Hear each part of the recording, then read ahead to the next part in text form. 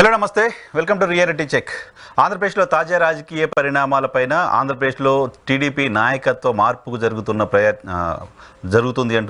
ప్రచారం పైన, ఆంధ్రప్రదేశ్ సంబంధించి కాంటెంపరీ ఇష్యూస్ పైన మనతో మాట్లాడడానికి మాజీ ఎమ్మెల్యే అడుసుమల్లి జయప్రకాష్ గారు మనతో పాటు లైవ్లో జాయిన్ అవుతున్నారు రియాలిటీ చెక్లో ఈరోజు. సార్ నమస్తే, వెల్కమ్ టు. నమస్కారం. ఏంటి సార్ ఆంధ్రప్రదేశ్ రాజకీయాలు ఎలా ఉన్నాయి? ఆంధ్రప్రదేశ్ రాజకీయాలు ఏ మార్పు ఉండదండి. ఏ మార్పు ఉండదా? ఉండదు. దేని బేస్ చేసుకుని జగన్మోహన్ రెడ్డి గారే ముఖ్యమంత్రి అవుతారు. దేని బేస్ చేసుకుని చెప్తున్నారు? దేని బేస్ చేసుకుని అంటే మన పోలింగ్ చూసి చెప్పాను. మేము గత 2.5 సంవత్సరాలుగా సర్వేలు చేయిస్తానే ఉన్నాం. ఆ సర్వేల ఆధారంగా బేస్ చేసుకుని చెప్తారు. దానికి భిన్నంగా ఏమి జరగల.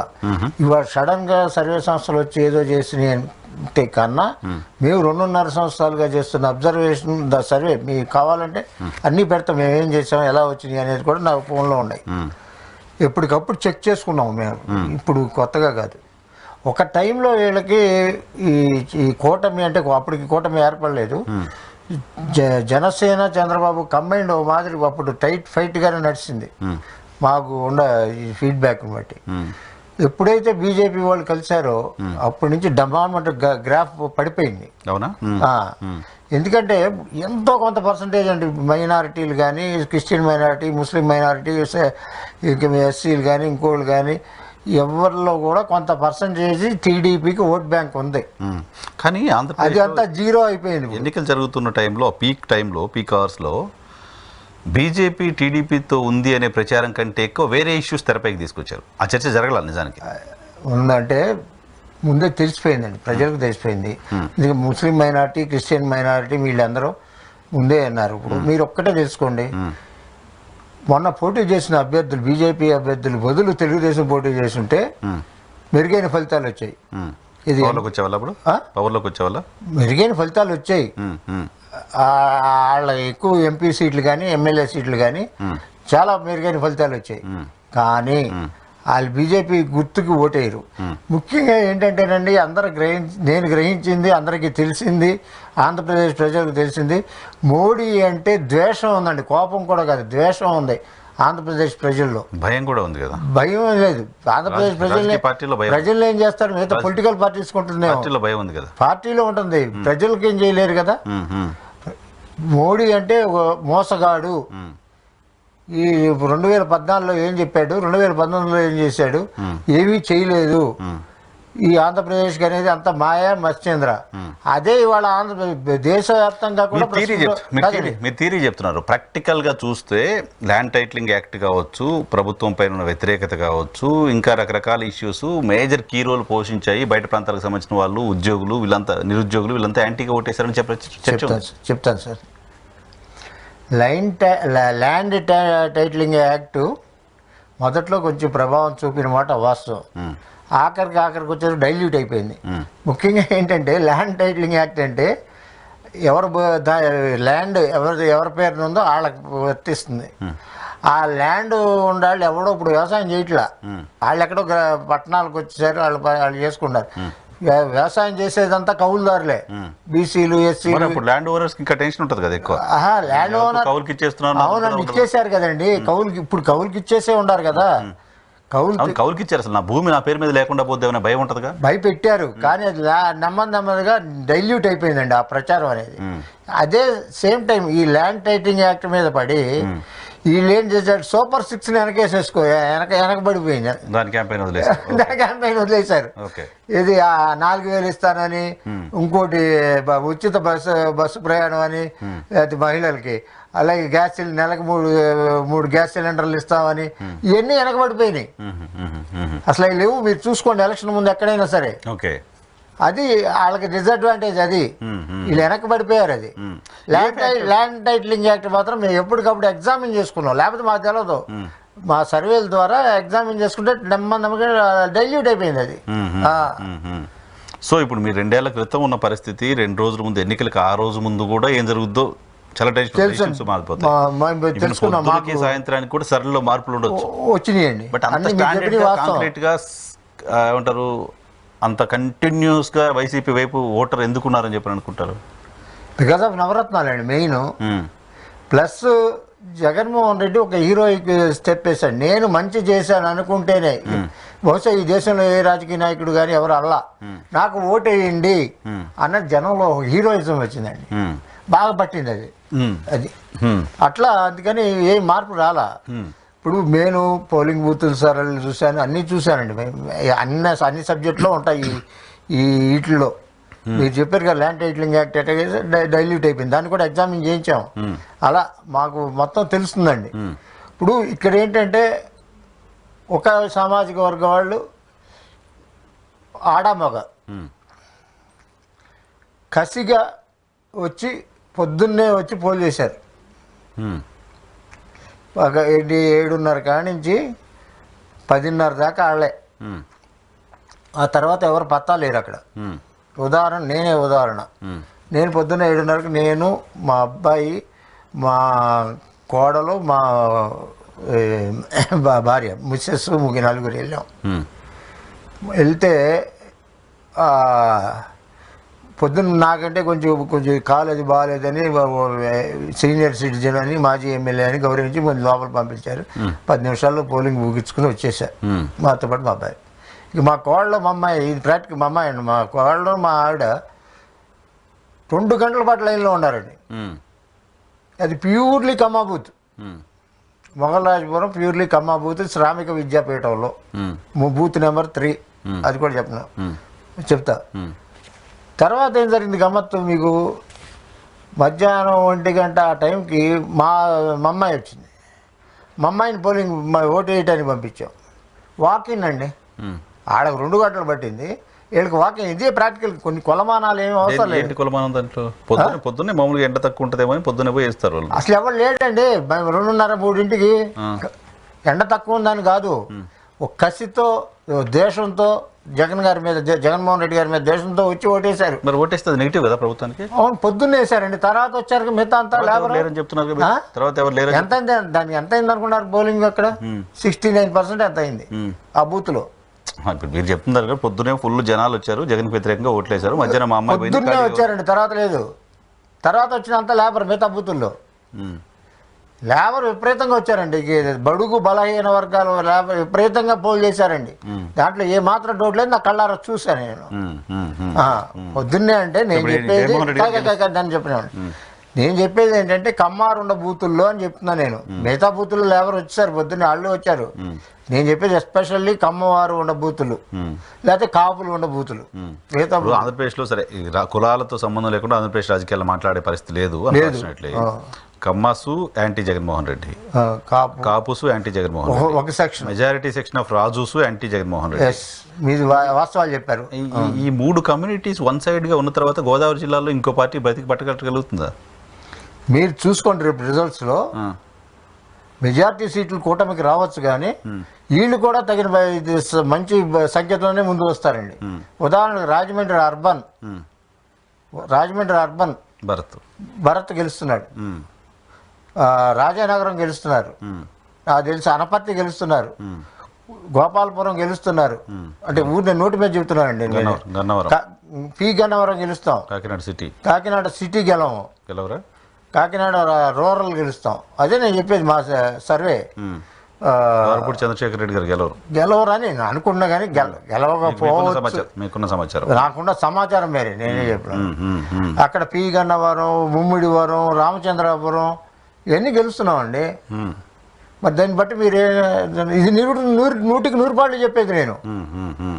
దాన్ని బట్టి మీరు వేసుకోండి. వీటి కన్నా మీరు చెప్పిన ఉభయ గోదావరి జిల్లాల కన్నా విశాఖ జిల్లా కొంచెం బలంగా ఉంది వాళ్ళది కూటమి. అంతగా నేను చెప్పేది అది. ఇదంతా మాది సైంటిఫిక్ స్టడీ, 2.5 ఏళ్ళ నుంచి చేసే స్టడీని బట్టి చెప్తున్నా. అప్పుడు ఎట్లా ఉందో వైజాగ్ ఇప్పుడు అట్టయినా ఉందండి. జగన్మోహన్ రెడ్డి గారికి ఎన్ని సీట్లు వస్తాయి అనుకుంటున్నారు? మాది బాటమ్ లైన్ 95-96. 95-96 అంటే ప్రమాదంలో ఉన్నట్టే. 95-96 నుంచి దాడతాయి. ఇక ప్రమాదం ఏం లేదు. 88 మ్యాజిక్ ఫేర్.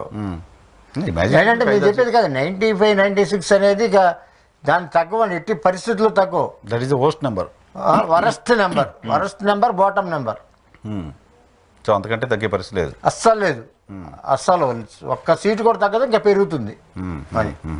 దీనికి టీడీపీ కానీ కూటమికి సంబంధించిన నాయకులు కానీ చాలా ధీమాగా ఉన్నారు. ఈరోజు స్టేట్మెంట్ చూసి అమిత్ షా గారు కూడా ఆంధ్రప్రదేశ్లో మేము ప్రభుత్వాన్ని ఏర్పాటు చేయబోతున్నామని చెప్పారు.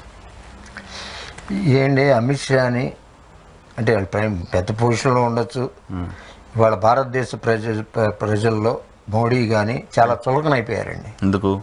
వాళ్ళు ఇచ్చే స్టేట్మెంట్లు, వాళ్ళు ప్రైమ్ మినిస్టరా ఏంటి మామూలుడా ఏంటి, ఓడిపోతే రామాలయం మీదకి బుల్డోజర్లు వెళ్తాయా, అదే ప్రొక్లైన్లు వెళ్తాయా, లేకపోతే ఎక్కడదో గోత్ర అల్లర్లను గుర్తు చేస్తాడా, లేకపోతే వీళ్ళు కాంగ్రెస్ వాళ్ళతో మావోయిస్టు ఆలోచన అంటాడా?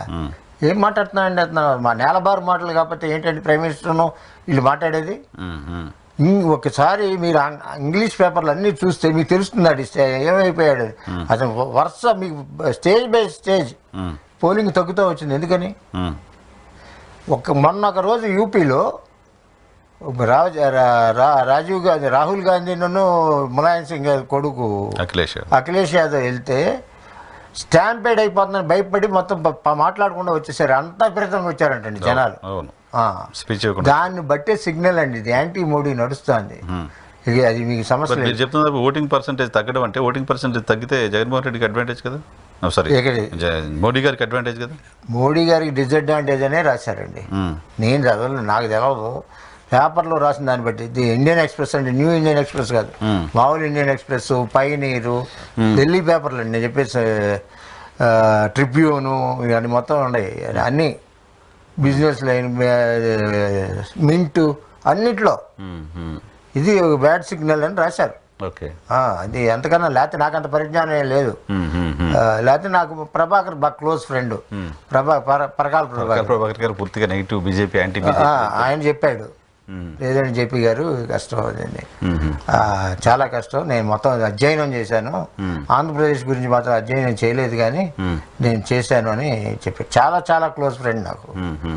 అందుకని అట్లా కొన్ని తీసుకున్నామండి, కొన్ని ఆర్టికల్స్ చూసుకున్నాం. ఉదాహరణకి ఆంధ్రజ్యోతి ఉందండి, వరుసగా 3 రోజులు యాంటీ మోడీ ఆర్టికల్స్ వచ్చింది. అబ్జర్వ్ చేశారా? ఎప్పుడు? మొన్న కిందటి వారం బుధవారం ఒక ఆర్టికల్ వచ్చింది, గురువారం ఒక ఆర్టికల్ వచ్చింది, శనివారం ఒక ఆర్టికల్ వచ్చింది. వేరే వేరే వాళ్ళు రాశారు. ఎందుకు ఎట్లా రాసుంటారు? మోడీకి వ్యతిరేకంగా వాళ్ళకి తెలిసిపోతాను. నేను ఆంధ్రజ్యోతి బ్యూరో చీఫ్ ఢిల్లీతో మాట్లాడా, ఆయన కూడా అదే చెప్పారు అభిప్రాయం. ఆయన రాశారు కూడా, రాసి చూపించి మీరు పంపిస్తే కావాలి, నా దగ్గర ఉండే అన్నీ. వరుస 3 రోజులు 3 ఆర్టికల్ అండి ఆంధ్రజ్యోతిలో. ఆంధ్రజ్యోతి వాళ్ళే అట్లా రాశారంటే మీరు అర్థం చేసుకోండి. అటు ఆర్టికల్స్ ప్రచురించారంటే, ఆయన రాయలేదు అనుకోండి అట్లా. ఇప్పుడు ఇక్కడ ఏంటంటేనండి, మీరు ఇది జగన్మోహన్ రెడ్డి గారు ఒకసారి ఇదైనట్టు, కానీ ఆయన ఎలర్ట్ అయిపోయి సిద్ధం మహాసభలు పెట్టాడు చూడండి. ఆ సిద్ధం మహాసభల కాడి నుంచి అసలు అందుకుందండి, ఊపు మామూలుగా అందుకోలే. గ్రాఫ్ పెరిగిందా? పిచ్చగా పెరిగిందండి, మామూలుగా పెరగల. అట్లా పెరుగుతా మళ్ళీ సంసిద్ధం అని బస్సు యాత్ర చేయటం, ఇవన్నీ చూస్తే అసలు జగన్మోహన్ రెడ్డి అనేవాళ్ళు ఓడిపోతాడని ఎవరు అనరు. ఎందుకని అంటేనండి, జనం రావటం వేరు, చూడటం వేరు. కానీ ఆ స్పందన చూసారో మొదటి నుంచి చివరి దాకా వాళ్ళు జగన్మోహన్ రెడ్డి గారు ఏం చెప్తే అది దానికి తిరిగి స్పందించి ఆ కేకలు ఇవన్నీ చూస్తే ఎట్లా ఉంటుందండి. ఇప్పుడు చంద్రబాబు నాయుడుకి జనం వచ్చారు కొంత, కానీ వాళ్ళలో స్పందన లేదే. ఎట్ ది సేమ్ టైం మీకు చెప్తున్నాను, నోట్ ఇట్ డౌన్, ఇది మీ మాత్రం నోట్ చేసుకోండి. ఇదే టైంలో ఎక్కడో ఉండ సాక్షి టీవీ9, మన ఇది ఎన్టీవీ, వీళ్ళ రేటింగ్లు విపరీతంగా పెరిగిపోయినాయండి. ఎక్కడ పాతాళానికి వెళ్ళిపోయింది. TV5, ABN, ఈటీవీ అసలు ఉందో లేదో తెలియదు, ఆంధ్రప్రదేశ్ ఉందో లేదో కూడా తెలియదు. ఇదే సిగ్నల్ అండి, అంటే ఎవరు నచ్చుతున్నారో దాన్నే ప్రజలు ఎక్కువ చూశారని. ఇఫ్ దే సబ్జెక్టు కండిషన్ ఆ రేటింగ్లు నిజం అయితే, మాకు తెలియదు కదా, రేటింగ్లు మీరు ప్రచురించే కదా, సర్క్యులేషన్ మీరు అదే బార్క్ ఇచ్చేదే కదా. మరి అవన్నీ పెరిగినాయి కదా, అనూహ్యంగా పెరిగినాయి. ఇదేది నేను ఆ రోజుల్లో ఓదార్పు యాత్ర అప్పుడు కూడా సాక్షి దటాకి పెరిగిందండి రేటింగు. అది దానికి ఇప్పుడు ఇది ఉదాహరణ. అది కూడా ఇండికేషన్ జగన్మోహన్ రెడ్డి వైపు అది కూడా ఇండికేషన్ అండి. జగన్మోహన్ రెడ్డికి ఆయన అధికారంలోకి వస్తున్నాడు అనే దానికి అదొక ఇండికేషన్. రైట్. అయితే నెక్స్ట్ చంద్రబాబు నాయుడు గారు ముఖ్యమంత్రిగా ప్రమాణ స్వీకారం చేయబోతున్నారు. సేమ్ డే నారా లోకేష్ గారు కూడా పార్టీ అధ్యక్షుడిగా బాధ్యతలు తీసుకోవాలని మీ విజయవాడకు సంబంధించిన బుద్ధ వెంకన్న గారు ఒక స్టేట్మెంట్ ఇచ్చారు. సో తెలుగుదేశం పార్టీలో చాలా పెద్ద చర్చ ఇప్పుడు అధ్యక్షుడిని నారా లోకేష్ని చేస్తారా అనే ఒక చర్చ జరుగుతుంది. ఏంటి మీ కామెంట్ దానిపైన? నేను అడిగా అతన్ని, ఏంటయ్యా చంద్రబాబు నాయుడు గారిని దించేస్తున్నా ఏంటని. లేదండి మేము అది కాదు నా ఉద్దేశం, లోకేష్ని రాష్ట్ర అధ్యక్షుడిని చేయాలని అని చెప్పాడు నాతో. నేను స్వయంగా అడిగా, వేరే నేను జోక్గా అడిగాలండి, ఏంటి చంద్రబాబు నాయుడు దించేస్తున్నారా అని. అదే రాష్ట్ర అధ్యక్షుడు చేయడం అంటే కూడా తండ్రి ఏమో జాతీయ అధ్యక్షుడు, కొడుకేమో రాష్ట్ర అధ్యక్షుడిగా ఉండడం అది ఎందుకంటే అంటే ఒకటి నేను అనేది ఏంటంటే ఆల్రెడీ తెలుగుదేశం ఓడిపోతుంది, అందుకని చంద్రబాబు నాయుడు ఇక రిటైర్డ్, దాని బదులు లోకేష్ని తీసుకొచ్చి నువ్వు నడపరా బాబు రాజకీయ పార్టీని అని చెప్పడం ఇండైరెక్ట్గానే నా ఉద్దేశం. ఆయన అట్లా అనట్లేదు. ఆయన ప్రమాణ స్వీకారం ముఖ్యమంత్రి, ఆయన ప్రమాణ స్వీకారం అధ్యక్షుడిగా. అదేనండి, ముఖ్యమంత్రి ప్రమాణ స్వీకారం చేయటం కాదండి, అతను అన్యాపదేశంగా అదేనండి. ఇది ఓడిపోతాడు, ఓడిపోతే మనం మళ్ళీ లోకేష్కి పగ్గాల చెప్పాలి, లేకపోతే ఎన్టీ రామారావు జూనియర్ ఎన్టీఆర్ వచ్చేస్తాడు, అదో పెద్ద భయం ఉందండి. జూనియర్ ఎన్టీఆర్ ఓడిపోతే జూనియర్ ఎన్టీఆర్ వచ్చేస్తాడు, పార్టీని కైవసం చేసుకుంటాడు అనే ఒక థ్రెట్ వాళ్ళల్లో వాళ్ళు. జూనియర్ ఎన్టీఆర్కి ఏది ఉందా లేకపోయినా అసలుకేం ఉండదులేండి ఆలోచన నాకు తెలిసి. ఎందుకంటే వాళ్ళ నాన్నగారు నేను చాలా క్లోజ్, చాలా మంచి మిత్రులు మీ ఇద్దరు. అది అందుకని అతనికి ఆలోచనలు లేవు. కొంత తెలుస్తుంది నాకు, కళ్యాణ్ మాట్లాడుతూ ఉంటాను, జూనియర్తో పెద్ద మాట్లాడు కానీ కళ్యాణ్ రామ్తో మాట్లాడుతూ ఉంటాను, ఇవన్నీ తెలుసు. అందుకని ఆ భయం వీళ్ళని వెన్నాడుతుంది, ఒక నీడలాగా వెంటాడుతుంది. మీకు ఆశ్చర్యకరమైన విషయం ఏంటంటే బాలకృష్ణ ఈ ఎలక్షన్లో ఓడిపోయినా ఆశ్చర్యం లేదు హిందూపూర్ నుంచి. ప్రసాద్ అంటున్నారు కానీ ఆయన గెలుస్తున్నారు ఇప్పుడు అండి. అవునా? ఇప్పుడు కొన్ని సోషల్ మీడియాలో కొన్ని వస్తున్నాయి, పిఠాపురం నుంచి పవన్ కళ్యాణ్ ఓడిపోతాడు, దీంట్లో కుప్పంలో చంద్రబాబు ఓడిపోతాడు, ఎన్ని అబద్ధాలు అయ్యాం కాదు. వాళ్ళు గెలుస్తారు కంఫర్టబుల్గానే గెలుస్తారా, కంఫర్టబుల్గా గెలుస్తారు నాకు తెలిసి. బాలకృష్ణ గారు ప్రమాదం, నారా లోకేష్ గారు గెలుస్తాడండి, లోకేష్ గారు గెలుస్తాడు. అంటే సమస్య లేదు ఇక అన్ని. అంటే మా సర్వే దీన్ని బట్టి నా అంచనాలు, అంతేగాని నేను చెప్పేది ఎగ్జిట్ పోల్ లాంటిది కాదు. అది మేమేంటంటే 3 దశల్లో కండక్ట్ చేసామండి. మామూలుగా చేసుకున్నాం, తర్వాత ప్రీ పోల్ చేసాం, పోస్ట్ పోల్ ఎగ్జిట్ పోల్ చేసాం, పోస్ట్ పోల్ చేసాం. పోస్ట్ పోల్ కూడా చేశారా? పోస్ట్ పోల్ చేసి బట్టే ఇప్పుడు మేము చెప్పేది అన్ని పోస్ట్ పోల్. మీ అన్ని పోస్ట్ పోల్ ఇప్పుడు మీకు చెప్పినవి అన్ని పోస్ట్ పోలే. Okay okay. పోస్ట్ పోల్ అంటే దాదాపు 79 సీట్ల దాకా వస్తుంది టీడీపీ. వస్తానండి 79 సీట్ల దాకా. పోస్ట్ 79 రాదండి నా దగ్గర. 90, 96, 95 అంటున్నారు కదా మీరు. 95, 96, 96 వైసీపీ కంటే మిగిలిన ఆయనకే కదా. 79 సీట్లు రావచ్చు, 79 సీట్లు వస్తున్నాయి కదా. 88 మ్యాజిక్ ఫిగర్. అంటే నేను చెప్పేది బాటమ్ లైన్ అండి, మినిమం దీనికి తగ్గదు అని. మేము క్లీన్ కంటెస్ట్ కూడా ఇటు వేసాం, టీడీపీకి వేసాం. క్లీన్ కంటెస్ట్లో ఏదైనా జరగచ్చు కదా, దాంట్లో సగం సీట్లను మాకు వస్తాయిగా, అది మాకంటే వైఎస్ఆర్సీపీకి. అది సో మీ నమ్మకం. ఇప్పుడు పార్లమెంట్ ఉందండి, శ్రీకాకుళం పార్లమెంటు నా తెలిసి కొంచెం టీడీపీ రావచ్చు, కానీ మెజార్టీ ఎమ్మెల్యే సీట్లు టీడీపీకి వస్తుంది, వైసీపీకి వస్తుంది. అక్కడ క్రాస్ ఓటింగ్ జరుగుతుందని మా సర్వేలో మాకు వచ్చిన అంచనా. ఈ విజయనగరం వైసీపీ, అరకు వైసీపీ, ఈ Vizag 100% TDP, Anakapalli clean contest, Kakinada కూడానండి. ఒక టైంలో టీడీపీ అనుకున్నారు కానండి, తర్వాత మారి అతనికి ఇక్కడ రామ్మూర్తి నాయుడు గట్టాగా క్రాస్ అయిందో ఇక్కడ కూడా క్రాస్ జరుగుతుంది. జరుగుతుంది ఎందుకంటే అతను 2 సార్లు ఓడిపోయాడు, ఇది 3వసారి. ఆ సింపతి ఉందండి మాకు ప్రస్ఫుటంగా కనపడింది. రాజమండ్రి 100% వైసీపీ, ఛాన్స్ లేదు ఆడ. నర్సాపురం నాకు అంచనా లేదండి. అమలాపురం వాళ్ళదే అంటున్నారు. ఏలూరు వైసీపీ.